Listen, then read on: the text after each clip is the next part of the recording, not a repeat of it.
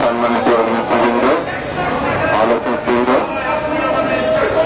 মিডিয়ার বন্ধুরা, সুধীর মন্ডলী, আসসালামু আলাইকুম।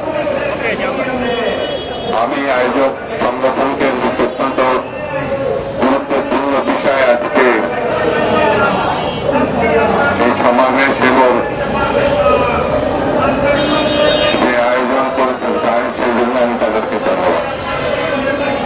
বন্ধুরা, যথা সময়, ঠিক সময়, ঘোষিত সময় নির্বাচন হতে হবে।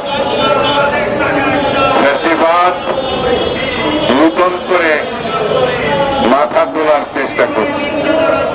আপনারা লক্ষ্য করবেন, দেশের ভিতরে এবং দেশের বাইরে ফ্যাসিবাদ এবং তাদের দোষরা যেভাবে বিভিন্ন মিডিয়াতে কথা বলছে, বিভিন্ন ভাবে চলাফেরা করছে, ইঙ্গিত দিচ্ছে, সেটা গণতন্ত্রের জন্য অশুভ। স্বৈরতন্ত্রের পতন হয়েছে তার অর্থ এই নয় সবকিছু আমরা অর্জন করে ফেলেছি। স্বৈরতন্ত্রের পতন হয়েছে গণতন্ত্রের লক্ষ্যে, মুক্তির লক্ষ্যে, স্বাধীনতার লক্ষ্যে, অধিকারের লক্ষ্যে। সেই অধিকার গণতন্ত্র প্রতিষ্ঠা ছাড়া আমরা ফিরে পাব না। গণতন্ত্রের উত্তরণের জন্য গ্রহণযোগ্য, সুষ্ঠু, স্বচ্ছ একটি নির্বাচন দরকার।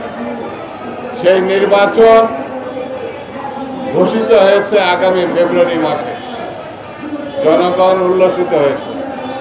জনগণ প্রত্যাশা করে ফেব্রুয়ারি মাসের মধ্যেই নির্বাচন হতে হবে। আপনারা সবাই জানেন, দেশে বিদেশে পর্যবেক্ষকরা জানেন, দেশের নির্বাচন অভিজ্ঞ রাজনৈতিক দল এবং বিশেষজ্ঞরা জানেন, ডিসেম্বরের মধ্যেই নির্বাচন করার যথেষ্ট সুযোগ ছিল। তারপরেও সরকার প্রধান হিসাবে ডক্টর ইউনূস বলেছেন তিনি একটি ঐতিহাসিক নির্বাচন ফেব্রুয়ারি মাসে করতে চান। সেই বিবেচনায় আমরা ডিসেম্বর থেকে ফেব্রুয়ারির নির্বাচন মেনে নিয়েছি। তবে সতর্ক থাকতে হবে, এই ফেব্রুয়ারি মাস যেন কোনোভাবে ক্রস না করে।